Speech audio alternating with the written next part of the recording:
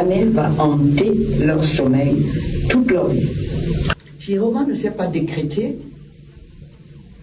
président de la République du Cameroun, c'est-à-dire détenteur d'un mandat de gestion du Cameroun. Il faut qu'on revienne aux origines. Une élection présidentielle, c'est l'occasion qu'on donne au peuple souverain, détenteur du pouvoir souverain de nommer le président de la République, de justement dire à qui ce peuple confie les destinées du Cameroun et des Camerounais pendant les 7 prochaines années. Cela s'est passé comme ça le 12 octobre. Quand vous donnez un mandat à l'un d'entre vous, vous devez, puisque c'est vous qui êtes le propriétaire de ce pouvoir, vous lui donnez tous les attributs, tous les avantages qui sont attachés à cette fonction de la plus haute importance que vous lui confiez. Lorsqu'un fonctionnaire au Cameroun est affecté à un poste hors de sa maison, celui qui l'a affecté fait quoi? Il lui donne un billet de transport pour lui, pour sa famille, et il lui affecte un logement au lieu de destination. Le Cameroun dispose d'un logement où réside, où il place, où il installe les personnes qu'il élit au suffrage universel. Cette résidence est très connue, elle appartient au peuple camerounais. Et on l'appelle le palais des Toudis. Et c'est à cet endroit que le peuple camerounais installe celui ou celle qu'il a nommé président de la République. Le Conseil constitutionnel de M. Biya, qui savait qu'il ne peut pas gagner une élection en partant du peuple. Il le sait, puisqu'il a passé plutôt du temps et il a donné beaucoup de moyens pour construire la machine de fraude qui allait contrecarrer le dessein du peuple. Il savait qu'il ne peut pas gagner des élections. Et tout le monde l'a vu. Il n'a jamais demandé au peuple de faire de lui un président de la République. C'est vrai qu'il a fait œuvre de candidature, mais quand on est candidat à une élection dans tous les États modernes, on va vers ceux dont on demande les suffrages, dans le cadre d'une campagne électorale qui fait du bruit, qui vous permet de vous connecter avec vos mandants, c'est-à-dire le peuple qui vous donne le mandat. Nous n'avons vu nulle part Paul Biya demander des suffrages au peuple camerounais cette fois-ci. Il n'a fait aucune campagne, encore que lui l'aurait fait avec nos propres deniers. Il n'est jamais venu nous demander de le voter. Mais par contre, vous pouvez revoir tous les films, tout ce qui s'est passé. Nous avons vu à nos portes, dans nos maisons, dans nos places publiques, Issa Chiroma Bakary. Il a fait le tour du Cameroun pour demander aux Camerounais, sur toute l'étendue du territoire, si vous regardez les images de cette époque-là, il a fait foule à chaque fois et il a eu l'humilité de venir se présenter aux Camerounais et de leur dire, voilà, je voudrais être votre serviteur pour les 7 prochaines années. Je vous dis qu'il a fait le tour de tout le Cameroun. Et à chaque fois, il a drainé des foules immenses. Et ça s'est traduit, le jour du vote, le jour de l'élection, par un rejet massif de tous les autres candidats, et notamment du candidat Paul Biya, qui occupe la fonction. Et toutes ces voix se sont reportées sur celui qui était venu les demander et qui s'appelle Issa Chiroma. Alors, non. Alors, maître, aujourd'hui... C'est ça la réalité. Tout à fait, vous signez des Ce n'est pas les institutions mises en place par Biya qui font le suffrage universel. C'est le peuple. Le peuple n'accepte pas qu'on le dépouille de ce pouvoir qu'il détient par la Constitution. Il n'accepte pas. Alors tous les artifices qu'on peut aménager autour de ça un conseil constitutionnel qu'on a eu le temps, les moyens, de par sa position, de composer, pour qu'à l'international, on dit les institutions. Quelles institutions? Vous La estimez fraude, on ne parle pas de la fraude, la fraude qu'il y a eu. Les institutions. Vous êtes un candidat à une élection présidentielle. C'est vous qui organisez toute l'élection.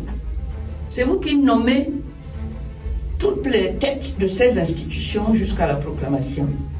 Et vous, vous mettez dans votre tête que le peuple ne mérite pas que vous alliez vous présenter à lui pour lui demander ses suffrages.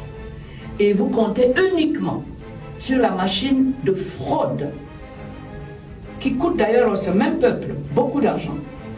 Vous comptez uniquement sur cette machine pour faire de vous un président de la République. Le peuple a dit non. Et il va continuer à dire non. Parce que l'élection doit permettre au peuple d'être en phase avec le mandataire qu'ils élisent pour pouvoir faire circuler les messages du mandant vers le mandataire, et ces messages étant l'expression de ce qu'on attend de la personne élue en termes de réalisation sur le terrain pendant 7 ans. Biya n'a pas fait ça. Ce mépris qu'il a eu pour le peuple, vous croyez qu'il y a une adéquation entre ce qu'il va faire aujourd'hui, le peuple, et vous croyez qu'il va gagner sur le peuple si le peuple tient tête et dit on ne veut pas de ton pouvoir? Mais est-ce que ce peuple tient vraiment tête? Mais bien sûr qu'il va tenir tête, vous avez lancé pas des tout le villes temps. mortes avant que... Mais il n'y a pas que les villes mortes. Vous croyez, moi-même, j'ai fini par dire que les villes mortes nous sanctionnent nous-mêmes. Pendant ce temps, Biya continue à manger des bons morceaux de viande, des plantains pilés. Un ministre peut acheter une tomate à 10 000 au Cameroun. Oui, avec notre argent. Tout à fait. Et nous, on va crever de faim. Nous voyons tout ça. On cherche à rendre tout cela dérisoire et à remettre en place uniquement le peuple comme décideur, le peuple comme propriétaire de ce qu'ils utilisent pour corrompre, pour s'empiffrer, parce que c'est de ça qu'il s'agit, et c'est l'une des raisons pour lesquelles on a rejeté Biya. Le pouvoir pour lui, c'est pour s'empiffrer, lui et les siens. C'est pour piller les caisses de l'État. Ça veut dire que c'est pour, ah oui. Vous nous dites qu'il y aura des manifestations dans quelques... Ah, vous allez voir, vous croyez qu'on va le laisser continuer comme ça? Mépriser le peuple à ce point-là, mais continuer à vivre exclusivement et à s'engraisser sur le dos du peuple? Vous croyez que ce peuple-là n'a pas assez vu? Ça fait 43 ans qu'il est là. Vous ne pensez pas que tôt ou tard arrivera le moment d'un ras-le-bol qui va s'exprimer? Et je n'ai jamais vu que quelqu'un gagne contre son peuple et continue à tenir le discours selon lequel il a la légitimité populaire. Il est là pour nous. Il travaille pour nous, mais jamais avec nous. Mais vous n'avez pas peur quand il vous dit que l'ordre régnera par tous les moyens? Qu'est-ce que j'ai? Moi, écoutez, je ne peux pas avoir peur de quelqu'un que j'ai nommé. Je ne suis pas de ceux qui ne savent pas que Biya est venu demander un emploi de président de la République chez moi et que c'est moi qui lui donne le travail de président de la République. Vous avez déjà vu qu'un patron a peur de celui qu'il a embauché? Moi non. Je ne serai pas le premier patron à le faire. Je n'ai pas peur, l'ordre n'a pas tous les moyens. Avec quelle armée? Je n'ai jamais appris qu'il y a une armée de Biya. Tous les jours, on me parle de l'armée du Cameroun, des Camerounais. Mais c'est cette armée, alors de quoi parlons-nous? C'est cette armée qui est allée réprimer les manifestants. D'accord, mais il y a quand même une alors vous pensez que nous allons accepter de vivre dans la peur instillée par la personne que nous avons mis là, à qui nous avons donné tous les moyens pour assurer notre sécurité et nous permettre de circuler librement et de travailler librement dans notre propre pays? Vous croyez ça? Ça s'est fait peut-être par le passé. Mais chaque chose a une fin. Il arrive un moment où on dit non. Si M. Biya pense qu'après qu'on lui ait donné 43 ans de règne, il en a peut-être 90, pas loin de 100, après s'être empiffré de tous les avantages du pouvoir pendant aussi longtemps par notre volonté, s'il pense qu'il va nous laisser la terreur et la peur dans le ventre au moment où il quitte la scène, quitte la terre, et que ça va se passer comme ça, il se trompe. Croyez-moi. Alors, maître, vous signez... Cabri mort n'a plus peur du couteau. Vous connaissez ça? Je rappelle ça très gentiment. Cabri mort n'a plus peur du couteau. Alors, maître, depuis Yaoundé, vous signez, ou alors, vous signez des décrets estampillés présidence élue. Vous êtes le porte-parole de Tiroma. Est-ce que vous n'êtes pas en marche de la légalité républicaine? Est-ce que c'est pas si grave ce que vous faites? La légalité, c'est les fraudes C'est quelle légalité? Il n'incarne plus la légalité républicaine. Qu'est-ce qui vous donne le droit de signer des décrets? pas ça? Il n'incarne pas la légalité républicaine. C'est un fraudeur. La preuve est là. Il a organisé la fraude autour de son élection. Il n'est pas légitime. Donc vous estimez que ce sont vos décrets? Ce n'est pas parce qu'il se proclame que je suis président de la République qu'il l'est forcément. Il doit avoir été élu. Il est venu me demander sa voix, il est venu voir les populations pour qu'on le vote. Attendez, vous n'avez rien demandé, vous n'avez rien eu. Alors, aujourd'hui, on a quand même ce Tiroma qui continue de tenir tête à Biya. Vous n'êtes pas trop dans le juridisme, vous êtes vraiment dans le front. On a vu des manifestations, on voit comment vous revendiquez à travers les villes mortes, etc. Est-ce que ça ne court pas le risque de s'effondrer dans les jours qui viennent, que le mouvement s'essouffle? C'est ce que les gens souhaitent. Mais vous savez, les gens qui continuent à souffrir, à avoir peur de tout, à voir tous les matins quand ils se réveillent, ils ouvrent leurs fenêtres, les policiers postés tout le temps devant. Ces policiers-là, c'est lui qui les nourrit, c'est son argent. Vous croyez que ça va être comme ça tout le temps et que M. Biya va... Enfin, apprenons de l'expérience qu'on a de la vie quand on a 93 ans. On doit avoir appris de la vie quand même. Bien évidemment que le peuple soutient le mouvement, mais est-ce que vous avez des soutiens dans le monde? Mais nous devons forcément, dans le monde libre, c'est ceux qui nous ont apporté des concepts comme la démocratie, l'élection libre, etc. Nous devons, à un moment donné, si nous leur apportons la preuve que ça n'a rien à voir avec les concepts, les mots, que les contenus sont dévoyés et donnent exactement le contraire de ce qui apparaît, vous croyez que le monde libre va continuer à soutenir Biya? Dans leur propre pays, ils ont des dirigeants qui ont 99 ans de règne. Ils ont des dirigeants qui font des fraudes massives aux élections. Moi, je vois tous, que ce soit les États-Unis, tous les candidats ont l'humilité d'aller vers le peuple au cours d'une campagne électorale, demander les suffrages. Ils savent bien que Biya, leur homologue, n'a pas fait ça. Ils savent bien qu'il se prend pour un potentat, pour un empereur. Et ils savent très bien que c'est contraire aux valeurs communes de démocratie que nous partageons avec eux. Et que tôt ou tard, ça va poser des problèmes. On a quand même vu qu'il y a le Nigeria qui tend à soutenir le candidat Tiroma. On a vu qu'il y a également le président Macky Sall, etc., qui s'implique, le président Macron qui a évoqué la question Tiroma avec le vice-président du Nigeria. Qu'est-ce que ça vous inspire, toute cette détonnante diplomatie autour de Tiroma? C'est quand même quelque chose qu'on ne s'y attendait pas, mais qu'est-ce que ça vous inspire? Ça veut dire qu'il y a des vérités qui obligent, à un moment ou à un autre. Il ne faut pas faire autrement. Incontournable. En matière de démocratie, vous apportez la preuve que le peuple est avec vous, chiffres en main.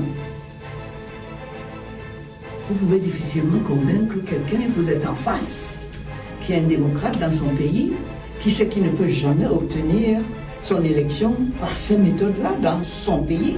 Vous finissez forcément par le convaincre. Sinon, vous lui apportez, vous l'amenez à renoncer à ce qui fait de lui ce qu'il est. Voilà. Et ça peut être gênant pour la personne. À un moment donné, il vous lâche. Alors, maître, le Cameroun est en deuil. Anissé Ekane est mort, ou plutôt a été tué. Anissé a été assassiné. à Nice devenait ingérable. Et le ministre de la TEL lui avait dit, il lui a dit, sous forme de menace, quand il était au CED, à la gendarmerie, en détention, en garde à vue, toi, on sait que tu souffres d'insuffisance respiratoire. On sait que si on te prive de respiration, on n'a pas besoin de te toucher, tu vas disparaître. Quelque temps après, ça s'est passé comme ça. Il n'a pas eu ses appareils, il n'a pas eu son oxygène. Et ce qui devait arriver est arrivé. Mais c'est un crime qui ne va pas rester impuni. Hein. Faut pas croire. Hein. Ils vont pas tuer tous les Camerounais. Pas du tout. Aujourd'hui, ils ont fait de mon petit frère bien-aimé Kané à Nice, dont je revendique la tendresse et l'amour. Ils ont fait de lui un martyr. Je ne pense pas que c'est ce qu'ils souhaitaient, mais c'est ce qu'ils ont finalement fabriqué eux-mêmes. Ce qui veut dire quoi? Le dossier Kané n'est pas fermé. Au contraire, on vient de l'ouvrir. Et on va regarder ce qui va se passer demain et les jours qui viennent. Et Kané va hanter leur sommeil toute leur vie.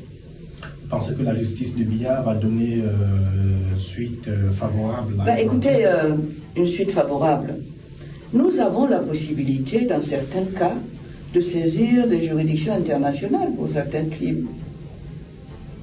Il n'y a pas que les juridictions nationales. Vous annoncez saisir la CPI? Pardon? Vous annoncez... Il y a des juridictions internationales. Les avocats vont regarder très méticuleusement le dossier et ils sauront lequel choisir, celui qui sera compétent, rationné matériel en raison de la matière, en raison du lieu, celui qu'il faudra choisir pour examiner le dossier qui lui sera présenté. Quel est le sort des autres prisonniers aujourd'hui? On a Djukam Djameni qui est toujours détenu. Le pauvre Dominique Djukam Djameni, je pense beaucoup à lui. Parce qu'il doit se demander qu'est-ce qui se passe. Ils ont été arrêtés en même temps. Son compagnon Anissa Kané est mort en détention. Vous imaginez ce qu'il peut s'imaginer lui-même aujourd'hui? Lui-même a arrêté, gardé en détention. Et dès que Kané est mort, on l'a transféré, on l'a déféré et on l'a déposé. Il y a un mandat de dépôt. Il est en prison. Qu'est-ce qu'il a fait? On est venu l'arracher à la maison. Les Camerounais devraient savoir que si on laisse l'incendie prospérer chez le voisin, tôt ou tard, on risque d'avoir cet incendie chez soi. Je ne peux pas accepter, moi je ne l'accepterai pas, et je demanderai aux Camerounais de ne pas l'accepter, qu'on soit dans un état terroriste. Un peu fort, là. Qui sème mais c'est la terreur qui sème. L'État est là pour vous protéger. Vous imaginez? Imaginez votre parent, vos parents. Vous êtes petit, votre maman et autres commencent à vous terroriser. Ce sont vos deux premiers, c'est l'un des plus grands remparts que la nature vous a donnés. S'ils deviennent dangereux pour vous, vous n'avez aucune chance de vous en sortir. Bien. Il va très très bien tant que... Comme il m'a dit lui-même tout le temps, j'ai une mission. Les Camerounais m'ont confié, le Camerounais est le bon Dieu, parce qu'il ajoute toujours le bon Dieu. Tant que cette mission-là est entre mes mains, je vis pour elle, je travaille pour elle, je rêve pour elle, et je rêve de mon retour. Là où ça a commencé, au Cameroun, là où les Camerounais m'ont élu président de la République. Je rêve de ce retour là-bas pour me mettre au travail concrètement avec eux pour relever ce Cameroun qui en a bien besoin. C'est ce qu'il me dit tout le temps. Alors, il avait quand même promis le 12 octobre aux sorties, après avoir accompli son devoir civique, après avoir voté, qu'il ne sortirait pas du Cameroun. Finalement, il en sort. Est-ce que c'est un aveu d'échec? Ce n'est pas un aveu d'échec. Il continue à dire qu'il veut être au Cameroun. Et c'est le droit de tout Camerounais de dire « je veux vivre chez moi, dans mon pays ». Issa Tiroma est un Camerounais qui est né à Garoua, au Cameroun, qui a fait ses études, qui a exercé toutes sortes de métiers et de professions, qui a même exercé, qui a occupé les fonctions de ministre du gouvernement de la République, nommé par le président de la République, Paul Biya. Donc c'est quelqu'un qui est profondément attaché à ses racines camerounaises et qui malheureusement aujourd'hui se trouve contraint à l'exil au lendemain de l'élection présidentielle du 12 octobre écoulé, parce qu'il a eu le malheur de bénéficier des suffrages de la majorité, de la grande majorité des Camerounais, qui ont voulu exprimer le rejet de la gouvernance qui s'impose actuellement au pouvoir et qui est celle de M. Biya.